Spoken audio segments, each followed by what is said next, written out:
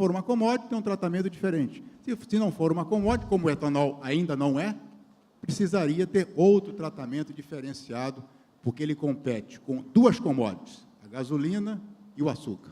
Então, são mais situações distintas que precisam ser tratadas também de forma diferenciada. Vamos mergulhar agora nessa água. Essa água é gelada, essa é complicada, profunda e turva. A ideia das regulações, porque elas estabelecem aquilo que eu estava colocando para você refletir, logo ao final da sua primeira intervenção, Cora, que é a questão, na comparação internacional, como é que você caracteriza o acesso, acesso que eu quero dizer, de que maneira que ele é facilitado ou não, evidente, aos recursos naturais dizer, na comparação com os nossos competidores. Quis dizer da comparação, você fez a pergunta sobre a oportunidade de um país ter recursos naturais. Ok. Afirmei, uma Austrália, por e afirmei a nossa competitividade.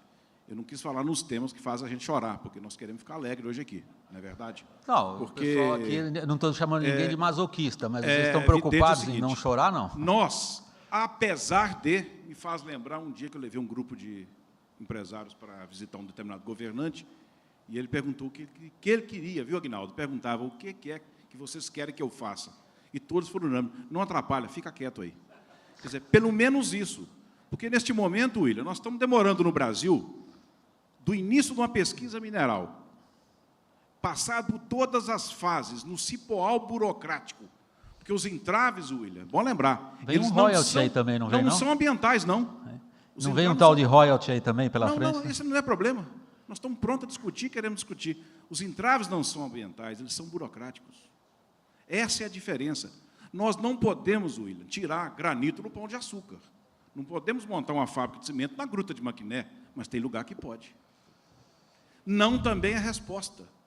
O duro é passar 6 anos, 8 anos, 10 anos para se obter um sim ou não. Portanto, apesar de existência de governo, nós estamos avançando. Mas poderíamos estar avançando mais e corremos o risco sério de perder o bonde da história, porque na hora que a África entrar com seus recursos naturais, Aguinaldo, nós vamos perder essa nossa capacidade para aqueles que acreditam que Deus nos deu. Marcelo, você percebeu que essa questão vai para cima de você direto. Essa vem na veia, né? É. Mas eu queria me ater justamente ao ponto do licenciamento ambiental, que é um dos grandes entraves que o setor elétrico, e todos os segmentos basicamente, mas o setor elétrico com um pouco mais de intensidade, enfrenta. E dando um exemplo desse do não, né? A demora do não. Para você ter uma ideia, William, e colegas aqui presentes, amanhã, dia 15, empreendimentos que foram leiloados ainda no sistema antigo, que era pelo maior pagamento do uso do bem público, o BP, no início da década, na década passada, 2000, vão começar a pagar esse UBP amanhã, dia 15 de junho. E as licenças ambientais desses empreendimentos ainda não saíram. Então, ele vai começar a pagar o uso de um bem público que sequer ele está usufruindo dele, né? Ou explorando. Então, isso graças a entraves ambientais severos que a gente tem em alguns empreendimentos aqui do setor.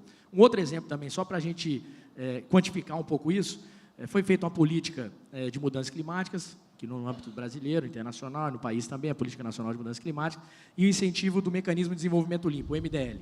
Então, empreendimentos brasileiros de energias limpas poderiam se credenciar para vender créditos de carbono fora, né, basicamente para a comunidade europeia. Ora, no Brasil, é uma comissão que dá essa carta é dada por uma comissão interministerial, o empreendedor pega essa carta, vai à ONU, a ONU valida e depois ele tem o direito de vender esse crédito. Na China, a demora dessa carta é, em média, 18 dias. No Brasil, a nossa média são 314 dias. A mesma carta. Tá? É a mesma carta, rigorosamente, com o mesmo teor e com o mesmo fim. Né? E detalhe, lá aqui são 180 projetos em análise, lá são 1.700 projetos em análise. Para piorar, das cartas brasileiras que vão à ONU, 75% são aprovadas e das chinesas, 96% são aprovadas. Ou seja, o deles é mais rápido e melhor. Né?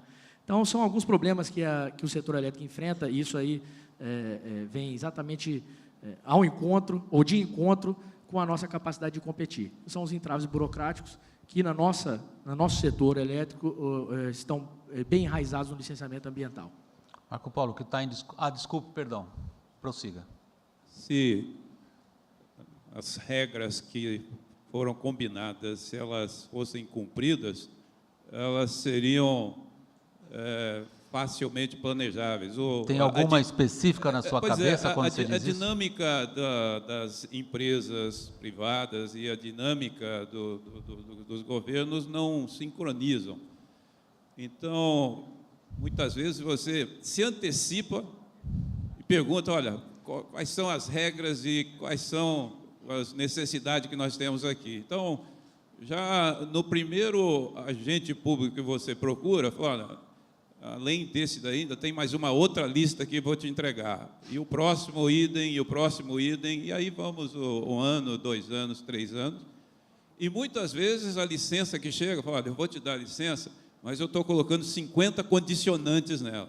Então, você ainda tem que trabalhar com uma licença cheia de restrições e regras a serem cumpridas. E, muitas vezes, ainda uma licença, o primeiro ano é de 1 ano só. Quer dizer, você mal conseguiu iniciar seu empreendimento, você já se empenha de novo num processo de renovar a sua licença. Então, as regras precisam ser discutidas. Hoje de manhã nós ouvimos aqui nas nossas discussões esse relacionamento privado e governos, que a gente volta de novo ao tema recorrente e tem alguma oportunidade nessa área. Só para corroborar exatamente o que ele falou, também dá um outro exemplo do setor elétrico, né? O setor elétrico gosta de ser pichado, mas a gente não tem oportunidade de explicar os nossos problemas. Então, a gente aproveita essas ocasiões para falar. Você está se libertando de uma ansiedade. Estou me soltando aqui, eu sou o André desse painel, né? O André não parava de falar, agora eu também não paro. Mas a necessidade realmente da gente se expor e colocar os nossos problemas à tona aqui. O licenciamento, no caso do setor elétrico, o empreendimento, ele atualmente é licenciado já com a licença prévia, né? Para ele ir a leilão, ele tem que ter obrigatoriamente a licença prévia. E o empreendedor faz o bid, dá o bid, faz todas as contas, fica 7, 8 meses estudando aquele empreendimento, anos às vezes, dependendo do tamanho, faz as contas, dá o bid, o menor preço leva. Entre a licença prévia e a de instalação, que é a segunda, surgem outras 50 condicionantes que não existiam na primeira, né? Então, como é que você vai fazer agora que você já deu seu bid, você já falou o preço que você vai vender a energia, você não pode aumentar mais esse preço? E onde é que você vai colocar esse custo? Não me responda, né? Eu sei que você imaginou, mas não fale. Tá? Eu não então, posso. Esse é um dos problemas. Hoje em dia tudo é gravado, cai no Twitter aí eu estou ferrado. Mas, enfim, vocês imaginam a resposta, né? Aliás, eu acho que essa pergunta é dirigida diretamente a vocês em geral. Suponho, isso é uma suposição. Dizem que, eu não tenho provas, enfim. Marco Pó. Eu acho que o setor aço, ele talvez não viva as mesmas dificuldades que foram colocadas aqui na área relacionada à mineração, à área de energia. Mas eu queria fazer um adendo aqui interessante, que é o seguinte: quando nós tivemos a COP15, eu acho que o governo precisava ter alguma coisa de concreto para ser levado a Copenhague, e aí, de repente, descobriram que existia na siderurgia, na produção de aço, o aço proveniente a utilização de biorredutor carvão vegetal, proveniente de florestas. E aí se cunhou, né, o famoso aço verde, e de uma hora para outra isso virou a solução, né, para o governo brasileiro levar a Copenhague essa posição.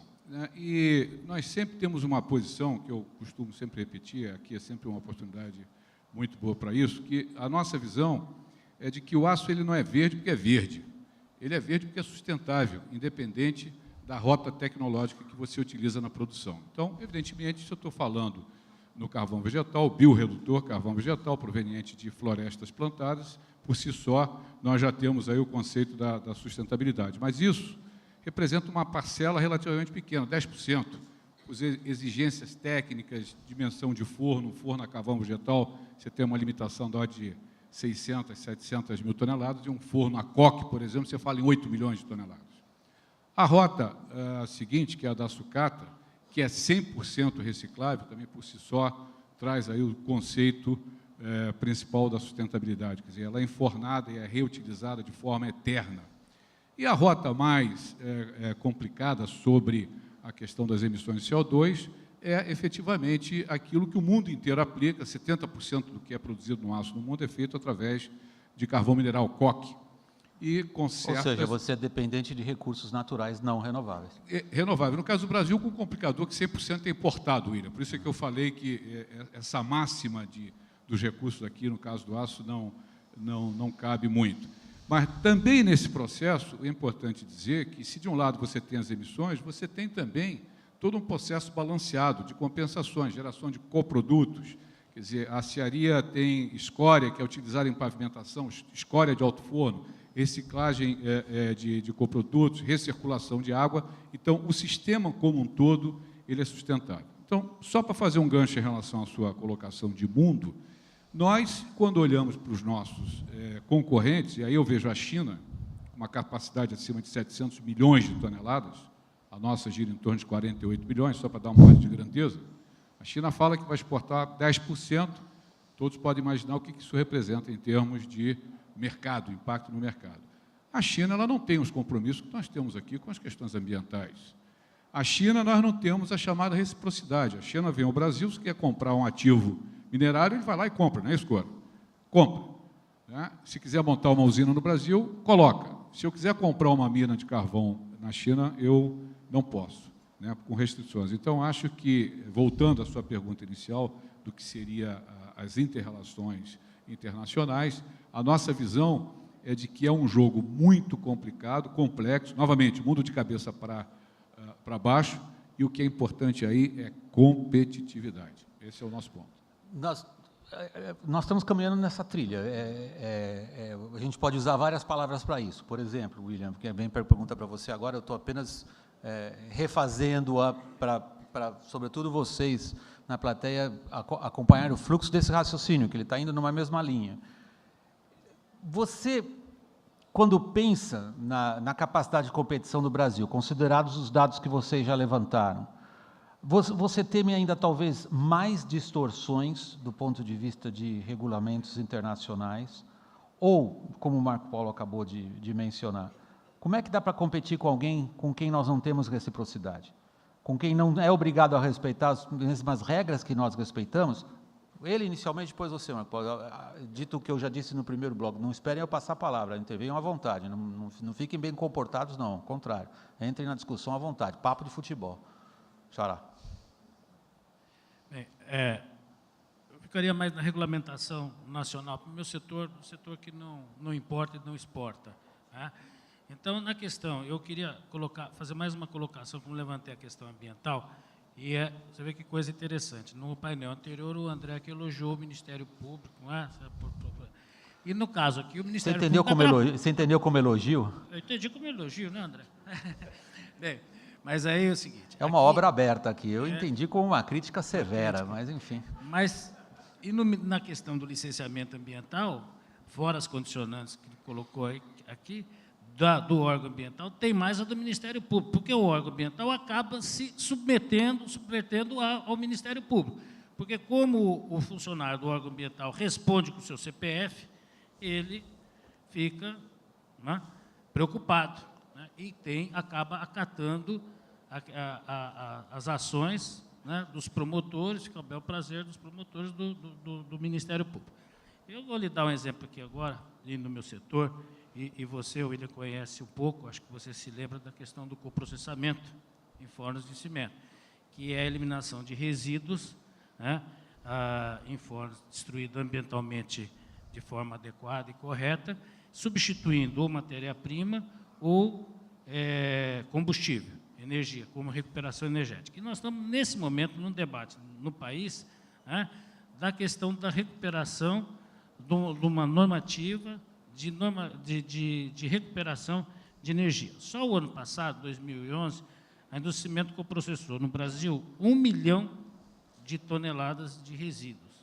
Esse 1 milhão corresponde a 25% como matéria-prima, 75% como energia.